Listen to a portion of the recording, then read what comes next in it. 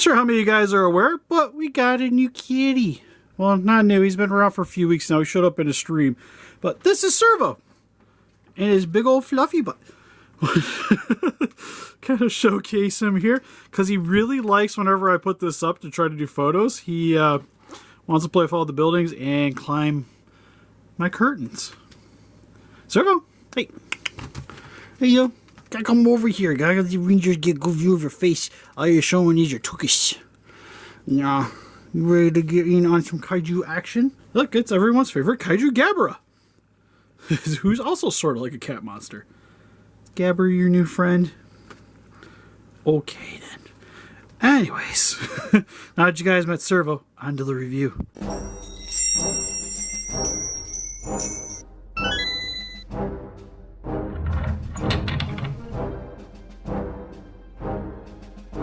Listen up, Rangers! Welcome to the Geek Chest. My name's Steve, and today I will be going over the Sega Gamera vs. Barugon figure. This guy came out in 2002, I think. Movies from 1966. Also, after doing the video, he was a little tacky. He's still slightly tacky. I gotta get his feet a little better. Dawn Dish Soap usually does the trick pretty well. But it tends to happen sometimes with these older figures. But this guy's essentially just a statue. This would have been, I'm pretty sure, one of the, what do you call them? It's like a prize figure. But there's quite a bit of them. The oddest thing about this guy, other than just that his primary method of attack was shooting rainbows and freezing things with his tongue, which made him a very unique monster, especially for like the 60s, you know? It's almost kind of like psychedelic. But then again, especially for color film, I wouldn't say be new for the time, but still a relatively new thing. Seeing a monster shooting out something with multiple colors, I think would actually have been kind of cool. A lot cooler back then. But for the box, anyways, one thing that I find odd is that you have pretty much both eras of Gamera with the Heisei and the Showa. Technically he has one Millennium film, but he only has the one, so yeah. But it kind of, the package encompasses everything instead of just being more specific to his movie in general. But this is a soft vinyl figure, even though he's as hard as a rock. So I always thought, he's definitely vinyl, like, especially because the tail comes unattached, so you have to heat that up to get him in. But he's just, soft is not the word I would use for this guy. And then for the back of the package, it shows you how to get the tail attached. Sure. He has the Gamera tail. It sort of works the same. Just heat this part up with the hair dryer. You stick the tail in. Pretty simple stuff. You can check out the Sega Prize website. I don't even know if that's a thing anymore. Maybe we should try to Google that. But anyways, other than that, just some stuff I can't understand. Some Nico Mumbo Jumbo. Nothing much else really with the packaging. Going to be throwing this guy out. It's one of the reasons why I wanted to do this video right off the get-go, was because I wanted to get rid of that and I was afraid of losing the package. But anyway, since we got him open up out of his cardboard prison, let's get into him. I guess it was a plastic prison. Anyways, alright, so now that we got Barugon open up out of its plastic prison, first and foremost, again, you will have to attach the tail. Which one thing I think is kind of cool is that after you attach it, he technically has an articulated joint. It's his only one, though. It looks like this would be posable, but it is in fact not. It's kind of just where the seam is, which is probably the worst right here on this shoulder. I guess actually both of them were kind of bad. The legs blend a little better. There's a little bit of gap in there, but nothing too drastic. Same with the other side. This one's actually a lot cleaner looking overall. Then you have the tail connecting piece. And then it has another connecting section right there, which almost kind of looks like somebody tried to putty this together. And the coloring just looks a little bit more off. It's definitely got a lot more brown there than it probably should. A little bit of a seam line right there. Neck region, not too bad. Same with the mouth. It's not super distracting.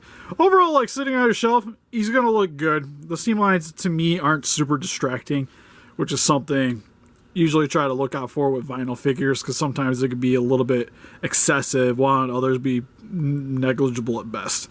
So he's more middle ground, but not bad enough to where it's going to be a hindrance. It's not like the X Plus Gamera where like the way the arms hook to the shoulder, it's super noticeable even just sitting on your shelf.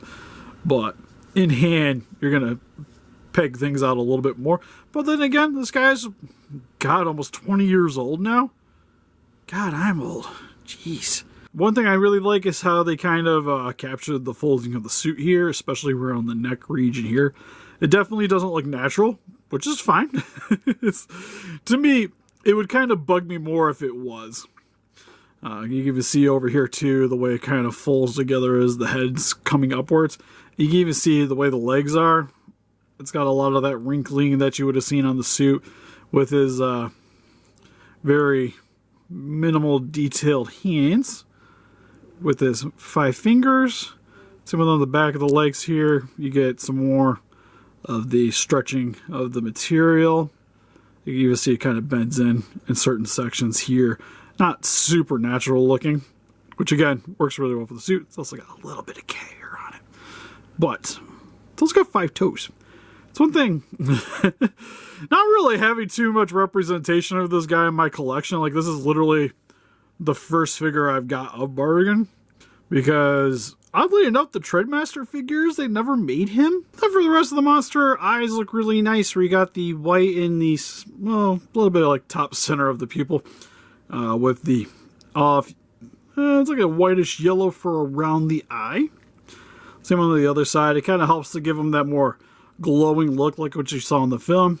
His teeth are done in a, it's kind of a bone coloring, but it's like lightly dry brushed over top of the teeth to give it a bit of a weathered look. And you can kind of see the same thing going on here with pretty much all the spikes. Not super detailed in terms of the coloring. The horn has probably the most paint on it for the gray that you see on a lot of the other stuff, which looks pretty solid. No real scuffs or anything of real merit, outside of maybe right there. But the way, it's almost kind of like the scuffs would work for this, because the way that they decided to paint the rest of it, it just kind of gives them that more weathered look, like this guy's definitely been used on set, which I kind of like. The inside of the mouth is done in a blood red, where you can also see the tongue where he shoots out his freezing spray, ray, whatever you want to call it, which is pretty sweet. Might have been nice to maybe had like some way of having like an attachment so you could have it either in or out, which would have been kind of cool. Also, never really realized that he has spikes on the side of his head. That's something I'm just learning today. He's also got some on the sides of his legs. I knew the across the back, but I didn't realize there was like a couple poking out here and there. He also got him on the back of his heels here too. And then for his back, he has that basic diamond pattern going on here. Also has the same thing going on the head, but you lose that pattern around the eyes, where he's got, definitely tell this kaiju is missing a little bit of sleep. He's got rings for days. And then a little bit more of a scale pattern along here with some oddly placed ones along the center of the tail, but then it just kind of stops as it's going up. Also really love too the crink in the tail right here where the wire would have been. I think it gives it a nice like suit touch to it. But then it kind of just looks almost like your toy's kind of breaking as well. Just like was sitting in a weird position and just bending in the wrong direction. But that's supposed to be like that, which is a cool little added detail for this thing. And then you can see at the tip of his tail, he's got a lot more spikes going on than what you see just along the center section here. And pretty much it. For the most part, his coloring, he's just a brown with a little bit of dark browns. Dry brushed over top of him. Nothing too crazy. You can see on his stomach too, he's got a little bit of ribbing along here. And that's pretty much about it. Other than that, sculpt's great. Paint job is acceptable. Especially like this guy would have been fairly inexpensive to begin with. And to be honest, I think it helps to give it that suit look. And yeah, then just articulation again. Just pretty much tail can rotate all the way around. That's about it. And for some quick comparisons, here we have the Sega Barugon compared next to some other Gamera collectibles with the Revolt Tech 1967 Gamera and the SH Monstars 1999 Gamera. And here's some more Gamera collectibles with the Treadmaster Gameras with Gamera and Zegra. And here's some X Plus Gameras, two different versions of the 99 with the 25 centimeter Large Monster Series. And I forget the official name, but he's a much older release when they were still on the same cards as the Segas. Also really doesn't like to stand. And here's some Gamera Bandai vinyls with the Gamera 1994? I think that's when you came out. Yeah, 94. And the Gauss from Gamera Guardian of the Universe, the larger scale vinyls. And finally, for some random comparison, here he is next to some other Sega prize figures in my collection with the Misato from Evangelion and the Kuroneko in the sailor outfit from Arimo. So over for the Sega Barugon, this guy's actually pretty sweet. For a statue, I think he's pretty solid. He's got a really good size. Problem is, he doesn't really work with a lot of other collectibles, at least more typical ones everybody's going to have. Maybe a Bandai vinyl.